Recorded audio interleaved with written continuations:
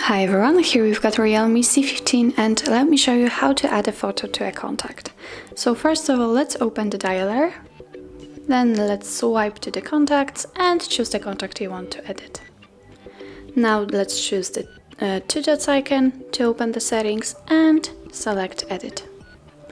Now choose the camera icon, let's tap on it, and as you can see you can either take a photo or select a photo, so let me pick select a photo.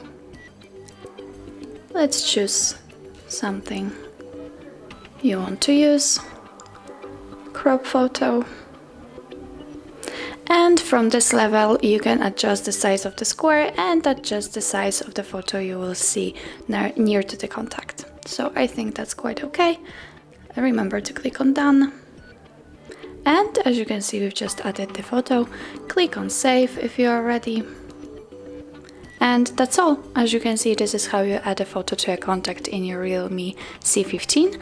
And if you find that this video was helpful, please hit the subscribe button and leave the thumbs up.